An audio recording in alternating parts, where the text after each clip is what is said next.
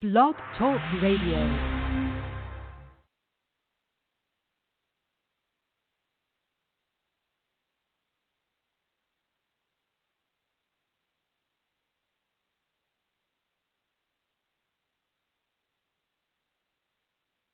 Era notte a Terzeu. This is the Light of Truth radio broadcast with Michael Boldea.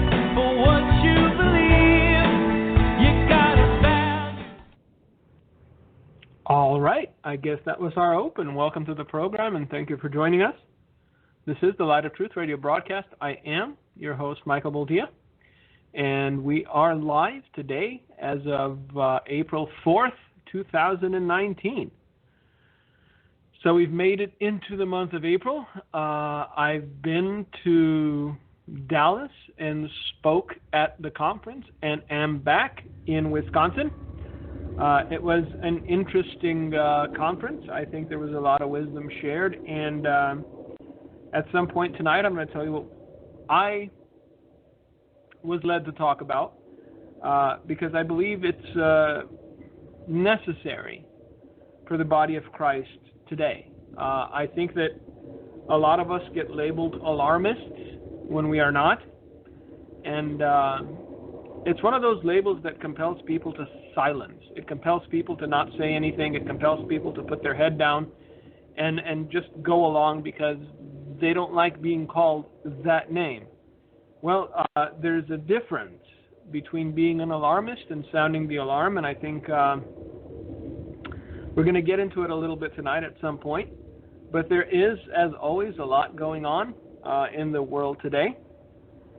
And I think tonight we're going to shift our focus to China and Russia, and more specifically their allegiances together, as well as the certain moves that Russia has been making vis-a-vis Venezuela that should be a concern. Because although our particular government is busy trying to get Donald Trump's tax records or busy trying to get the full Mueller report, which is an excuse for opposition research, nothing more. Look, if what Barr put out contradicted the Mueller report, Mueller would have come out and said, that's not what we said in the report. It's that simple. But people need to cling to something. They need to cling to straws because the idea that Donald Trump won the presidency on his own merit, that he won the presidency all on his own, just galls some people to no end. They can't live with it. They can't cope with it. No matter how much they try to do other things, they keep coming back to this one thing. Donald Trump is president, and we don't know how that happened. And if we don't know how that happened, we have to blame it on something, on somebody. It wasn't our failure. It wasn't our inability to connect to the American people. It wasn't the candidate that was just comically flawed that we put forth. No, it had to be something else. It had to be a nefarious third party that pushed Donald Trump over the finish line. This is how these people think, because in their minds, that's the problem with a narcissist. A narcissist can never be wrong. They'll never apologize for being wrong. They'll never admit to being wrong. They'll always find somebody else to blame. They'll always find somebody else to point to and say, it wasn't my fault, it was their fault, it was his fault. And so I think we're seeing that playing out on a national scale. Well, while we're busy doing these things, dickering about with just useless foolishness that'll lead nowhere, the rest of the world is moving on. The rest of the world is positioning itself. The rest of the world is making moves, as the kids like to say, and they are moves that, if successful, will be eventually to the detriment of these United States. So I'm going to go into two articles that I found. One of them was talking about China and Russia sort of trying to step into the Middle East and perhaps fill a vacuum that we've left behind. And the second even more disturbing as far as I'm concerned, because it does tie into end-time prophecy, and what I believe it's all leading up to is the fact that the Russians now have troops in Venezuela. So, yes, the Russians have sent troops to Venezuela. Think on that for a while, ruminate, masticate, if you will, and just, it's not going to end well. If the Russians don't pull out, and if the Americans insist on going in, it's not going to end well. So this is where we are. It's a troublesome season. It's a troublesome time. And not only are our elected officials just completely, I'm not going to say ignorant of what's going on, but I just don't believe they care. They're indifferent.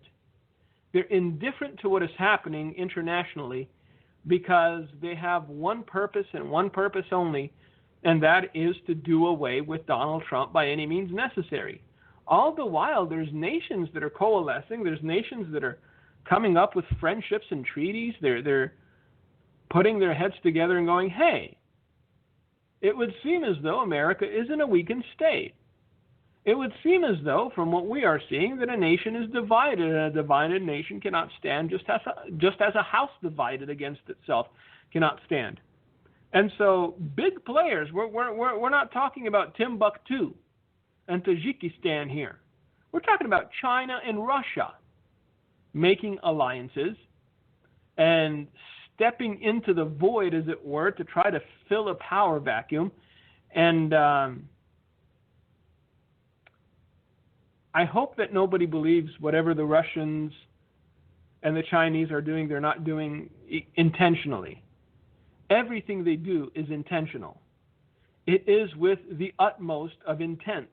And so if they've played this card, if they chose this strategy, if they decided to go down this particular trail, there is a purpose to it. There's a reason they're doing it.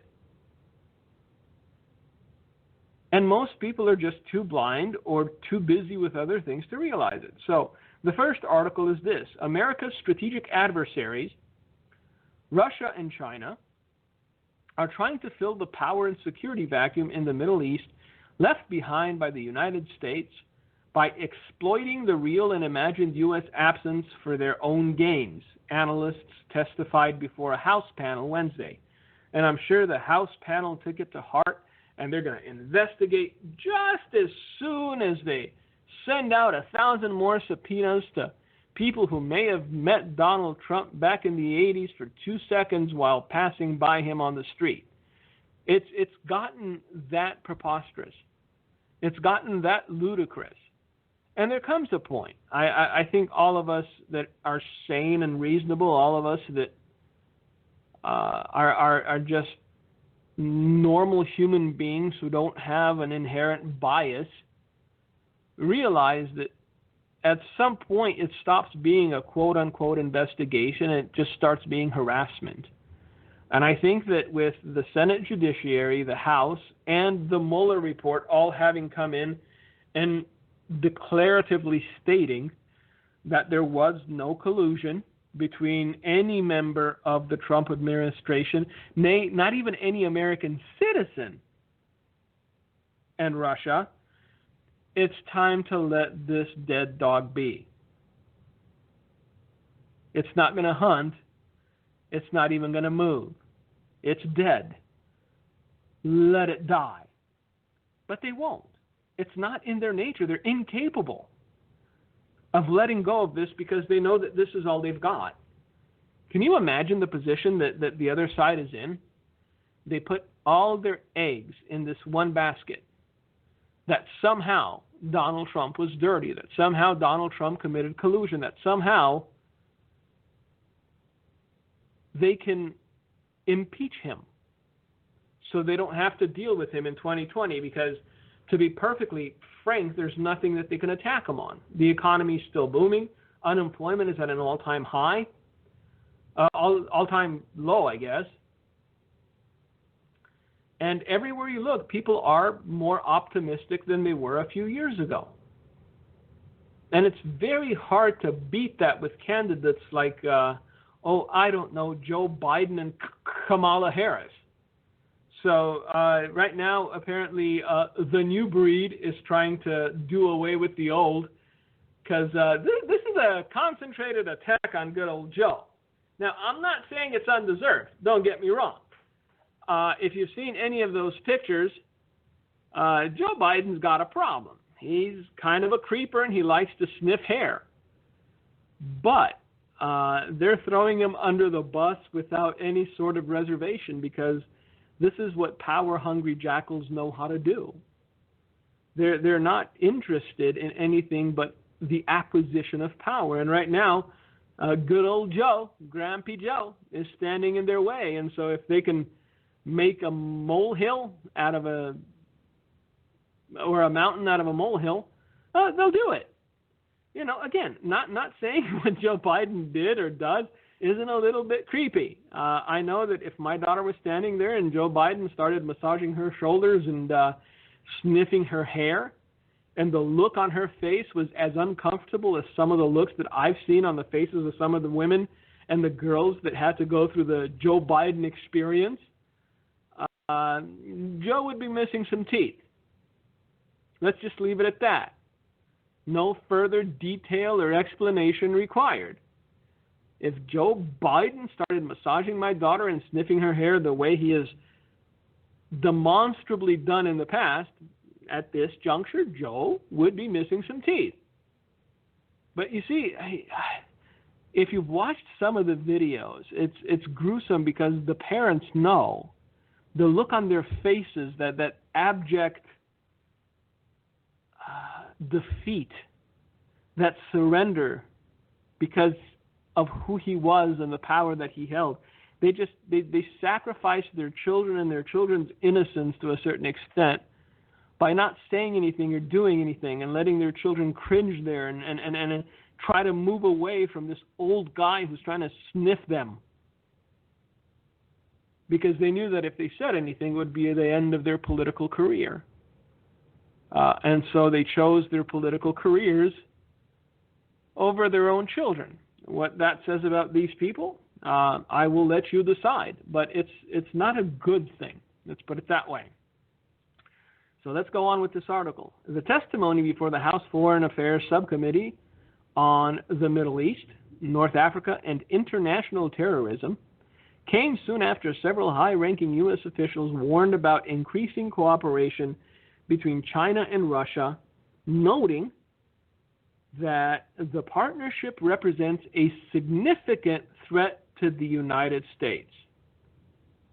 Oh, that's just, crazy talk. See, we've lived with this mindset that there's nothing that can threaten the United States. There's no possible alliance of nations that can pose a threat to the United States. And that might have been back in the early 80s. But nowadays, China is an economic powerhouse. Russia is a military powerhouse. And together, they do pose a threat, and a significant one, to the United States. Like I said, will the members of Senate, will the members of Congress take this to heart? Will they shift gears and perhaps try to govern as they have been elected to do?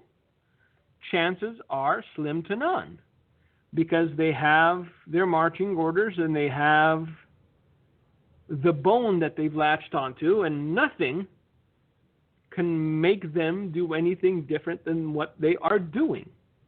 So, Elisa Catalano-Ewers from the Center for a New American Security Bipartisan Think Tank noted in her written testimony that the perception in the Middle East over the last decade has been that the U.S. is withdrawing from its interests and presence in the region, adding, consistent with geostrategic changes, great power competition has also flourished in the region.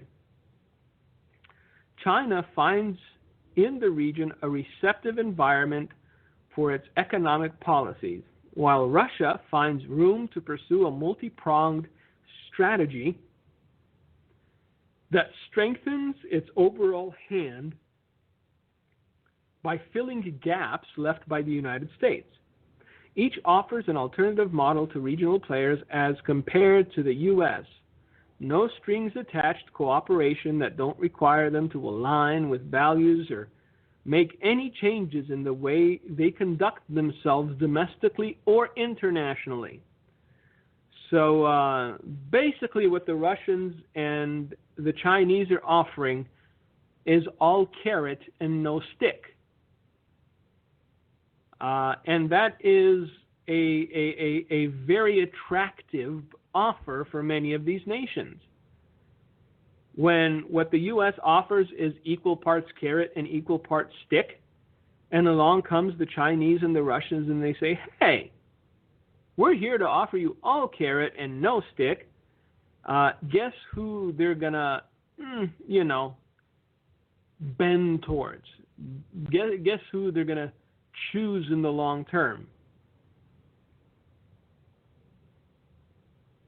So, while neither Russia nor China, the article continues, can match U.S. traditional presence or influence in the short term, both are exploiting the real and imagined U.S. absence for their own gains.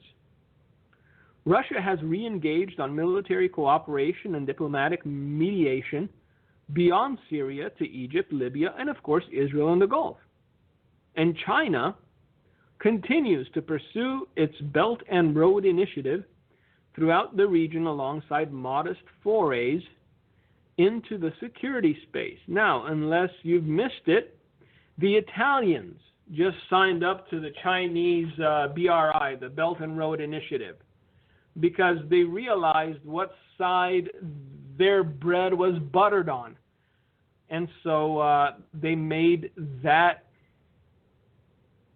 choice to sign on with the Russians at the detriment of the rest of Europe. Look, or with the Chinese, rather. The Chinese have always been long-term players. This is one thing that you have to respect about the Chinese. They don't have a 5-year plan. They have a 100-year plan. And so if we see ourselves as moving ahead of them incrementally for a handful of years, and then we decide that's good enough for us to put it in neutral, we're making a mistake. Because the Chinese don't plan for 5 years, they plan for 100. They plan generationally. While this nation, unfortunately, can't see past tomorrow. Look, you can't say that we're a nation that plans for its future when we have, $20-odd trillion in debt? I mean, we're talking about numbers that are unfathomable at this point. You sit there and you scratch your head and go, how much is 20 trillion? I don't know. Do you? Nope. But it's a lot of money. It's money that our children and grandchildren will have to pay if this rock keeps spinning the way it has. So just dwell on that for a little while. The fact that we're so unwilling to put off gratification, to delay gratification, that we've taken on more debt as a nation than we can possibly ever pay back. $20 trillion in debt and still climbing at a fast pace. Look, like I said, some things I agree with the Trump administration on. Some things, they baffle the mind. The fact that we're still spending while debt is $20 trillion and climbing is astounding to me. Just let that sink in. And every time, look, the budget that was put forth had a 10% cut in certain special interests and in certain government projects. Every senator and congressperson from both sides just went ballistic. How dare you try to cut? anything from anywhere. Well, we owe $20 trillion. The taxpayer's on the hook for that. I understand that as senators and congresspeople, you feel absolutely no recrimination about, spending the nation into poverty. But you were elected by an electorate who, I'm assuming, at least as a majority, really isn't interested in being a serf to the Chinese. So, yeah, look, the Chinese right now are the long-term players at the table. And they're making moves that will assure their power 50, 100 years from now. Daniel Benaim from the Liberal Center of American Progress think tank added in his written testimony, great power competition is also returning to the Middle East. Russia aims to build on rescuing Syrian President Bashar al-Assad to make a bid for regional leadership as a counterweight to America. China, too, is deepening its investments and pledging billions in loans and aid. Both countries have joined several regional powers in jockeying for footholds across the Red Sea in the Horn of Africa. U.S. President Donald Trump has scheduled the withdrawal of most of the 2,000 American troops in Syria, a move that some experts believe will help Russia achieve its goal of asserting itself as a major superpower in the region and boost Iran's influence. Look, if you thought that the Russians were being held back by 2,000 troops, yeah, I've got some beachfront to sell you in Arizona. Look, it wasn't the 2,000 troops. Right now, what the Russians are banking on is that the U.S. government, those that are tasked with leading the country, are so distracted by all the lunacy going on that they won't see them moving in. What they're counting on is that the U.S. government will be so distracted that the Russians can set up their bases and set up their power structures before the Americans realize what happened. I don't think 2,000 American troops made a, hill of difference. It couldn't have. But of course, there's always somebody looking to blame Donald Trump for everything, including meteors and dragons and dinosaurs being extinct. Now, support from Iran and Russia has allowed dictator Bashar al-Assad to remain in office despite U.S. opposition. Assad now controls more territory in Syria than any other warring party, including the American-backed Syrian Kurds. And that's a piece of land that's always going to be in contention. And unless we were willing to do what is necessary in a place like Syria, keeping 2,000 troops would do absolutely nothing. Look, let's be honest. If we don't have the stomach to shed a lot of blood, then we have no business being in Syria to begin with. But see, we want it both ways. We want to control without being seen as the strong man. It doesn't work that way. Look, the Russians have the stomach for it, to be perfectly frank. And you'll soon see that if and when America pulls out its 2,000 troops, Bashar al-Assad will rule with an iron fist backed by the Russians, because they have the stomach to do what we don't, because we're still human beings to a certain extent, and we don't like seeing the slaughter of peoples. And although that may be noble and commendable when it comes to, geopolitical battles and skirmishes, it's a weakness. So this is why the Russians are now ramping up their positions in Syria. They realize that we don't want ground war. We don't want to send American soldiers to die in Syria to sort of keep two factions of the same house from warring and killing each other. It's not our place to begin with. What business have we in Syria at this point? Look, if we're going to say that it's in defense of Israel, all we have to do is let Israel defend itself. Believe me, they're more than capable. So, this is the situation in Syria. And one might think, well, yeah, that's just one place in the world. What makes you think the Russians are ramping up and mobilizing and all this stuff? Well, we're going to get to a second article where apparently Russian troops are now in Venezuela.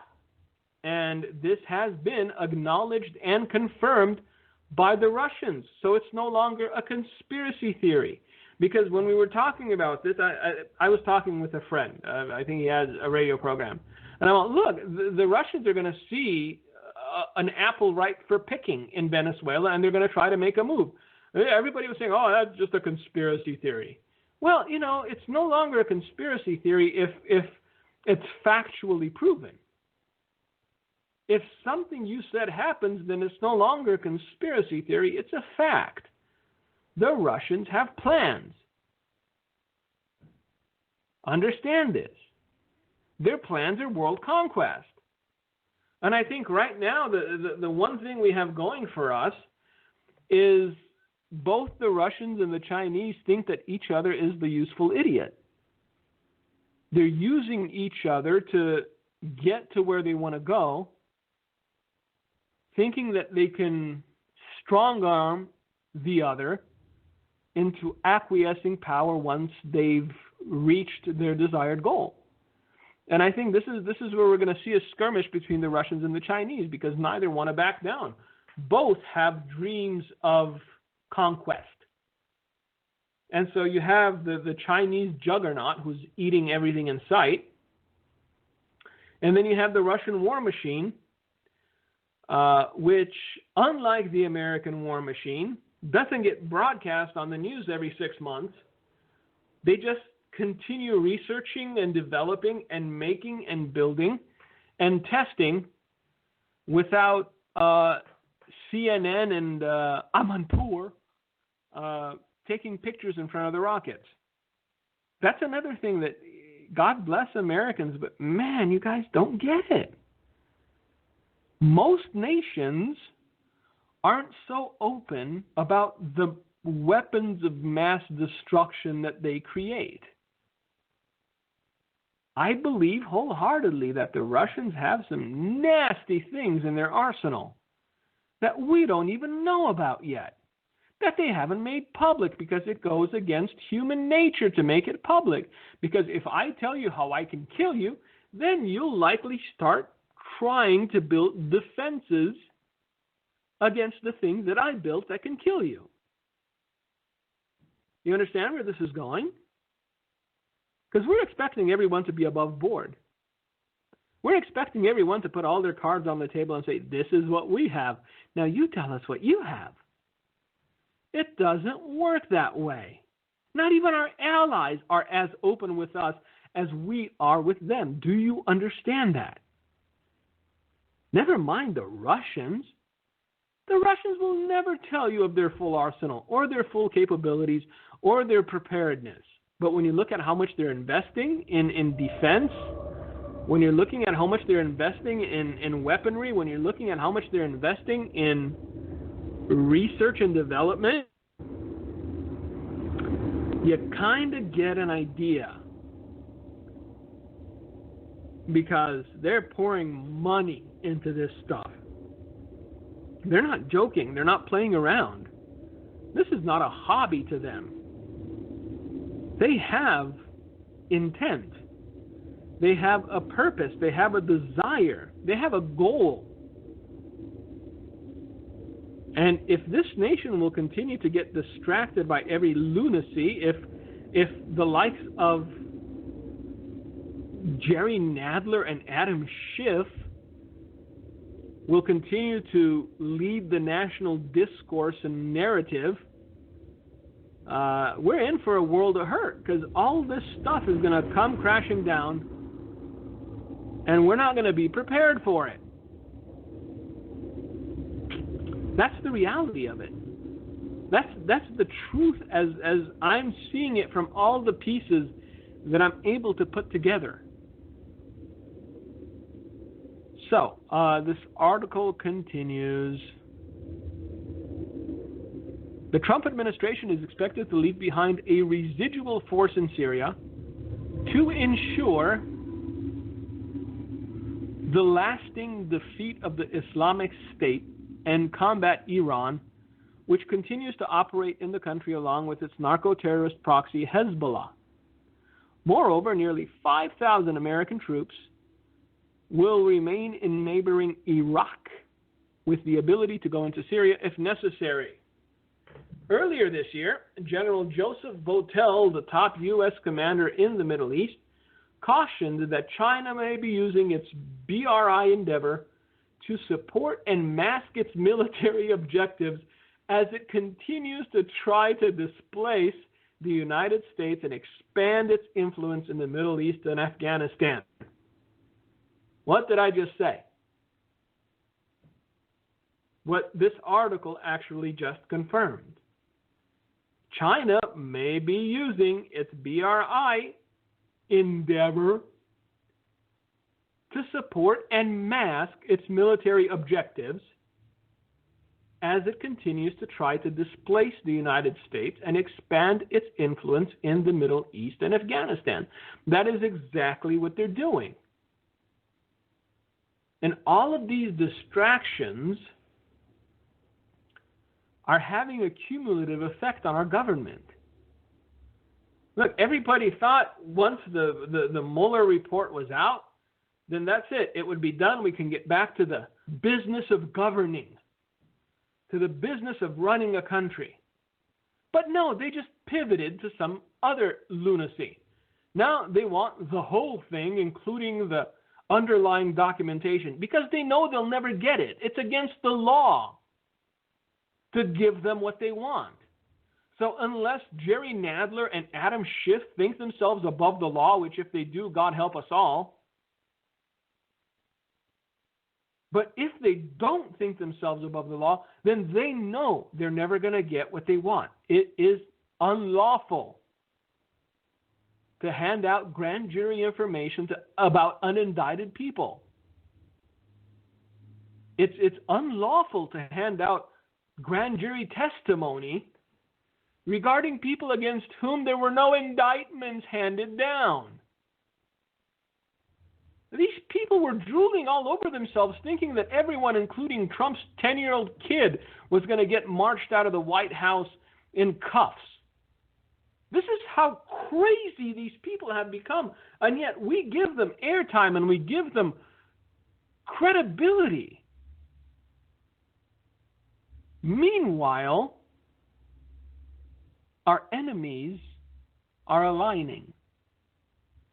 Meanwhile, pieces of the puzzle are beginning to be moved and shifted, and what's coming to the surface should be of concern. But no, we want to know the fullness of the Mueller report. What if he didn't, dot an I? Earlier this year, General Joseph Votel, the top U.S. commander in Middle East, cautioned. We read that already, about displacing the United States and masking its military objectives. Both China and Russia have a military presence in Syria in support of dictator Assad. China has expressed concerns about the return of Chinese Uyghur Muslims who traveled to join jihadis among the Islamic State's ISIS rise across Iraq and Syria in 2014. And again, I give credit where credit is due. The Trump administration has done a very good job with utterly decimating ISIS. I know Barack Hussein Obama called it ISIL, and he did absolutely nothing to attempt to decimate them. Donald Trump did. Hoorah. Anyway, Beijing and Moscow will try to fill the potential void in the Middle East left behind the upcoming U.S. withdrawal in Syria, Votel asserted. Last year, General Votel also noted that China is pursuing deeper cooperation with U.S. designated state sponsor of terror, Iran. Have you ever heard that saying, my enemy's enemy is my friend?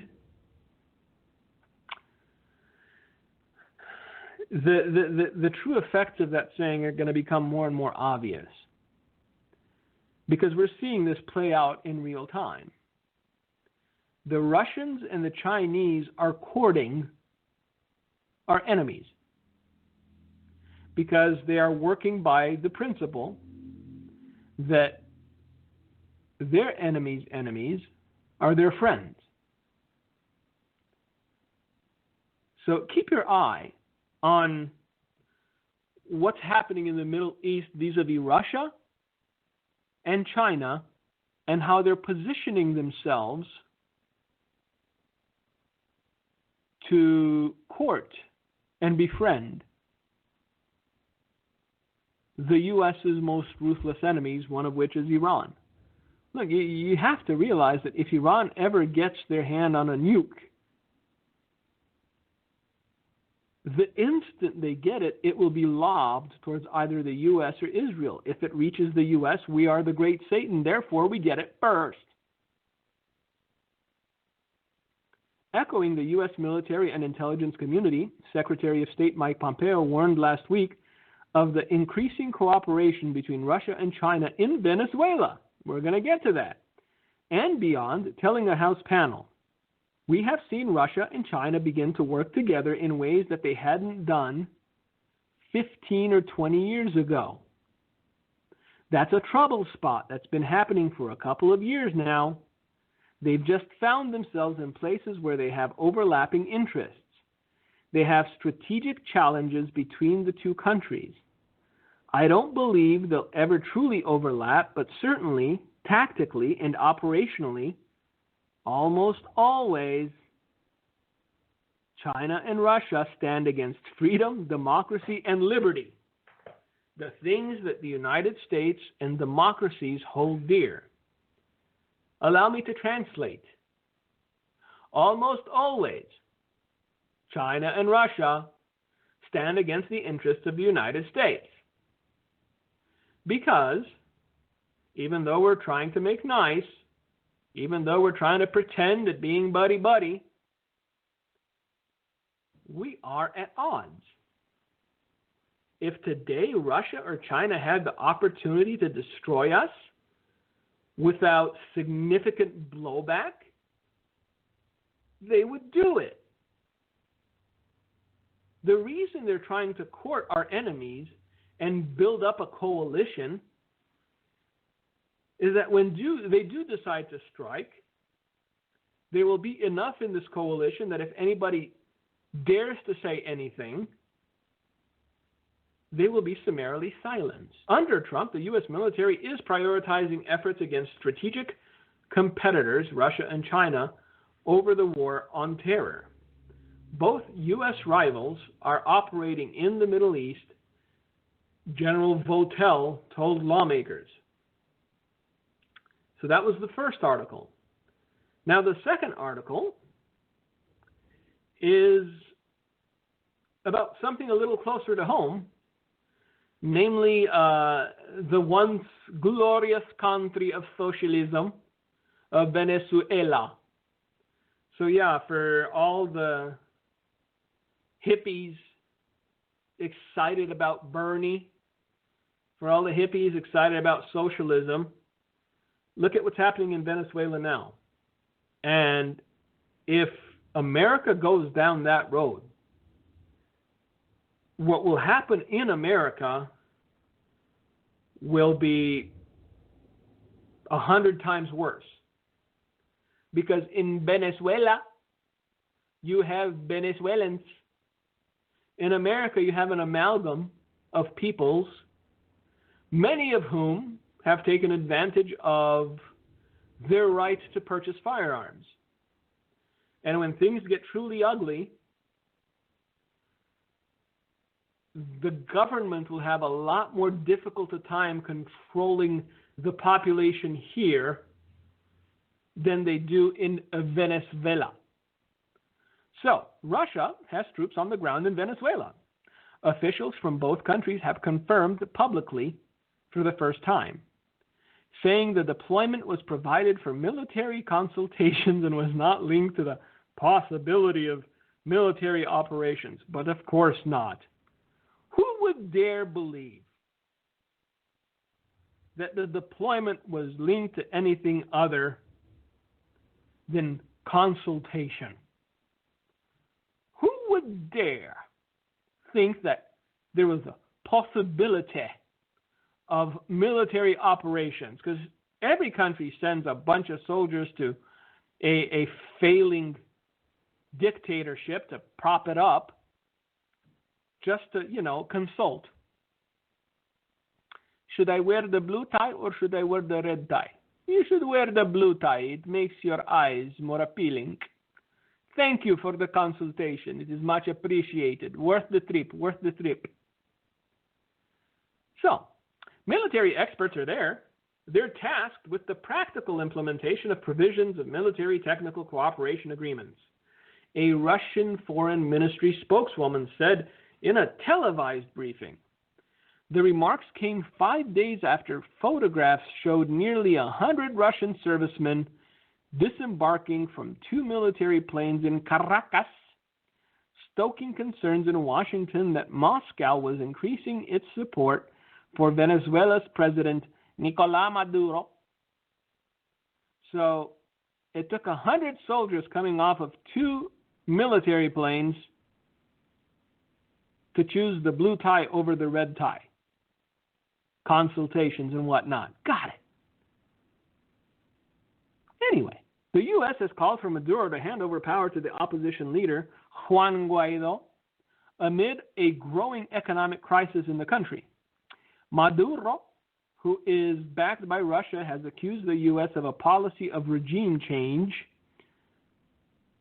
The continued insertion of Russian military personnel to support the illegitimate regime of Nicolás Maduro in Venezuela risks prolonging the suffering of the Venezuelan people, who overwhelmingly supported interim President Juan Guaido, the U.S. Department of State said on Tuesday.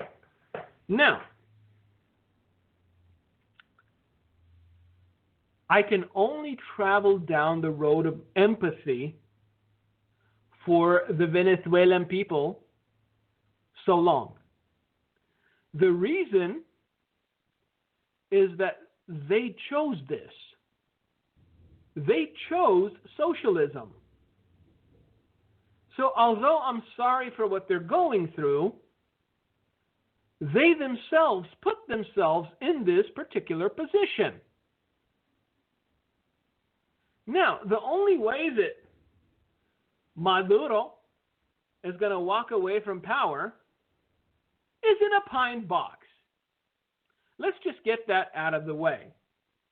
There is absolutely nothing that anyone can offer the man that'll make him walk away, because weak and impotent people tend to cling to power once they attain it, because that's all they have. So the Russians being there indeed will prolong the suffering of the Venezuelan people. But even if the Russians hadn't gone there, the suffering of the Venezuelan people would have still been prolonged, because Maduro isn't going anywhere. And the worse things get, the more violent he's going to get, until either people storm the palace and you see a repeat of what happened in Romania in 1989, or they go back to their desperate lives, hunting rats and neighbors' cats to make a nice soup, all the while thinking, we chose this. This is socialism. This is the utopia. Everyone is equal. Equality and equity for everyone. Pay your fair share, eh? Except for Nicolas Maduro, of course, because, somebody needs to have enough calories in their system to actually string a sentence together. But, besides Nicolas Maduro, everyone else, equal, equally miserable. Ah, the beauty of socialism. But see, you say that to Americans and somehow it doesn't connect. Look, you have actual reasonable people with jobs because they're making donations to him, all aflutter about Bernie Sanders again. Scary to me. That tells me that people are either so ignorant they're beyond help, or they're so ready to give up their rights for perceived comfort that they don't care what it will lead to. Because there's no sane human being that doesn't realize what socialism leads to. There's no sane human being that doesn't look at nations that have come and gone, at regimes that have come and gone and put two and two together and says, hey, maybe Alexandria Ocasio-Cortez and Bernard Sanders can't magically make everyone rich and happy.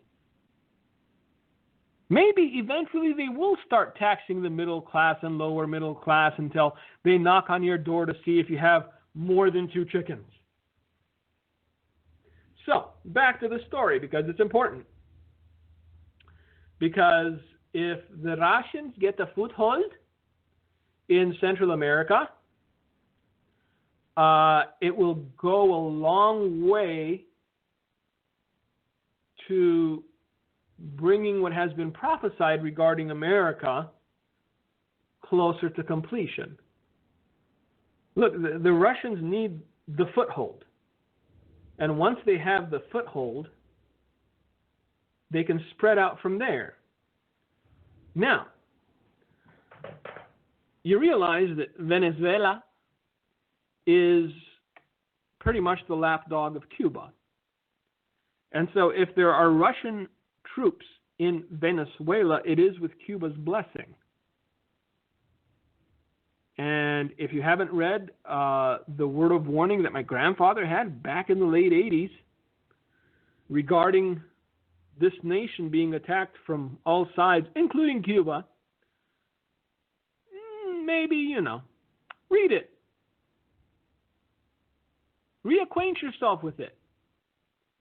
Because we're seeing the pieces moving into place, and that's what's disturbing to me.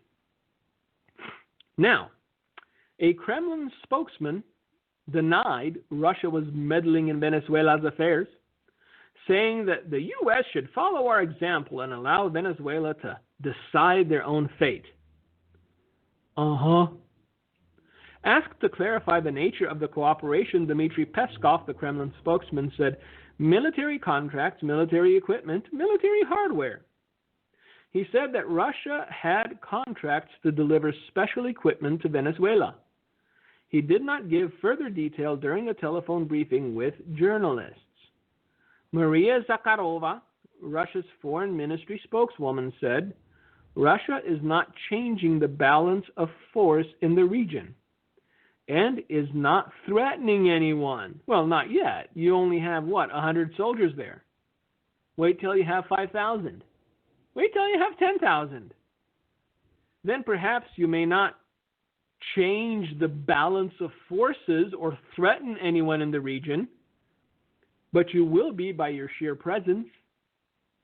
Just a thought, Madam Zakharova. Zakharova did not confirm the number of troops, which has been estimated at 100. Local reports said they arrived with 35 tons of equipment and were led by a senior army officer. Asked how long the troops would be there, she replied, as long as they need. As long as the Venezuelan government needs. So yes, This is a naked attempt at keeping Maduro in power. That's it. Nothing more. And with the Russians having sent an advance team of 100, chances are better than good that there are more to follow. Again, go back to the beginning of the program and realize one fundamental truth. They don't do anything haphazardly. There is a reason. There is a purpose. There is a goal. You just have to be smart enough to see them. So, Venezuela and Russia signed a military cooperation agreement in 2001, and Caracas later became a major importer of Russian fighter jets, helicopters, and assault rifles. Analysts have said that Russians may have been deployed to provide maintenance for aircraft or training for Venezuelan troops, or to fulfill specialist roles as cybersecurity personnel. There you go. See, plausible explanations. Nothing to see here. Move along. The Venezuelan military attaché in Moscow also confirmed the Russian troop deployment, saying they were there for discussion of military technical cooperation. Please note that this is simply a matter of military technical cooperation. The presence of the Russian military is in no way related to the possibility of military operations in Venezuela, he told the Interfax News Service. The presence of Russian troops in Venezuela has infuriated Donald Trump, who said on Thursday that all options were open to make Moscow withdraw its forces. Russia has to get out, Trump said at a meeting in the Oval Office with Fabiana Rosales, the wife of Juan Guaido. Elliot Abrams, the U.S. Special Envoy to Venezuela, said the Russian presence was very unconstructive and clearly designed to force Maduro to look to Russia and Cuba for the country's future. He warned Russia that it would never recover its substantial investments in Venezuela unless it backs a path that leads to prosperity. That's code for unless you keep me in office. Unless it backs a path that leads to prosperity. Oh, mercy. So this is where Venezuela's at. And it's because they chose socialism. The Russians are seeing a play. They're seeing a way in. And they are taking advantage of it. Whether or not it will succeed remains to be seen. But one thing is very certain. The Russians are done sitting on the sidelines. The Russians are done waiting for other nations to make moves. They've started making alliances, started befriending nations that they believe can aid them in their agenda, and they've started going to America's enemies and offering carrots, offering support, offering everything they could in order to ingratiate themselves to the aforementioned enemies. Now, all this is happening. It has just been confirmed that over 17,000 migrants, you and I call them illegal aliens because that's what they are. They're not migrants. But over 17,000 migrants were released and even bussed into the interior of the United States. And how long? How long do you think? What? 5 years, 3 years, 2 years? A year?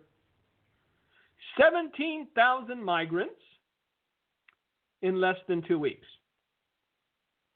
Let that number sink in. DHS numbers are as follows. Now, hold on to your pearls, kids. Since December of 2018, December 21st actually, which is basically 4 months ago, not even, 12,745 border crossers were dropped off in San Diego. 22,000 border crossers were dropped off in Phoenix, Arizona. 37,500 were dropped off in El Paso, Texas. And a whopping 53,320 were dropped off in San Antonio, Texas. And yet, every single Democrat representative insists that there is no crisis at the border. Don't believe your lying eyes. Believe what we tell you.